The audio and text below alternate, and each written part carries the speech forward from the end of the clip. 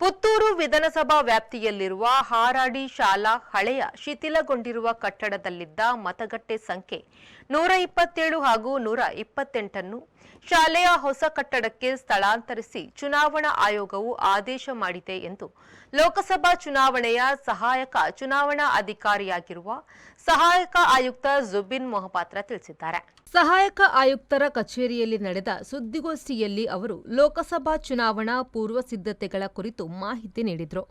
ಶಾಲೆಯ ಹಳೆಯ ಕಟ್ಟಡವು ಶಿಥಿಲಾವಸ್ಥೆಯಲ್ಲಿದ್ದು ಸದರಿ ಮತಗಟ್ಟೆಯನ್ನು ಬದಲಾಯಿಸಲು ಅನುಮತಿಗಾಗಿ ಪ್ರಸ್ತಾವನೆ ಸಲ್ಲಿಸಲಾಗಿತ್ತು. ಚುನಾವಣಾ ಆಯೋಗವು ಸ್ಥಳಾಂತರಿಸಿ ಆದೇಶಿಸಿದ್ದಾರೆ. ಇದರ ಬಗ್ಗೆ ರಾಜಕೀಯ ಪಕ್ಷಗಳಿಗೆ ಹಾಗೂ ಬಿಎಲ್ಒಗಳಿಗೆ ಮಾಹಿತಿ ನೀಡಲಾಗಿದೆ. ಲೋಕಸಭಾ ಚುನಾವಣೆಯಲ್ಲಿ 276 ಬ್ಯಾಲೆಟ್ ಯೂನಿಟ್, 276 ಕಂಟ್ರೋಲ್ ಯೂನಿಟ್ ಹಾಗೂ 289 ವಿವಿಪ್ಯಾಟ್ಗಳನ್ನು ಬಳಸಿಕೊಳ್ಳಲಾಗುತ್ತಿದ್ದು, ಎಲ್ಲವನ್ನೂ ರಾಜಕೀಯ ಪಕ್ಷಗಳ ನಾಯಕರ ಮುಂದೆ ಸೀಲ್ ಮಾಡಿಕೊಳ್ಳಲಾಗಿದೆ ಎಂದರು.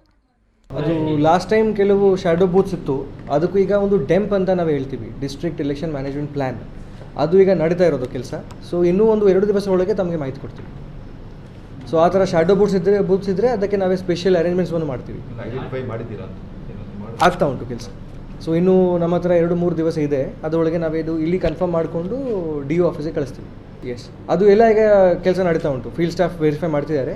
ಸೊ ಅದು ಕನ್ಫರ್ಮ್ ಆದ ನಂತರ ತಮಗೆ ತಿಳಿಸ್ತೀವಿ. ELC ಮಟ್ಟದಲ್ಲಿ ನಾವೇ ಆಲ್ರೆಡಿ ತಿಳಿಸಿದ್ದೀವಿ.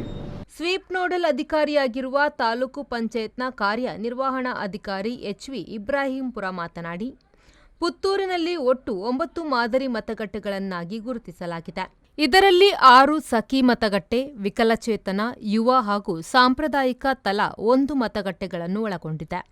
ಈ ಮತಗಟ್ಟೆಗಳಲ್ಲಿ ಈಗಾಗಲೇ ಪೇಂಟಿಂಗ್ ಕಾರ್ಯಗಳು ನಡೆಯುತ್ತಿದೆ.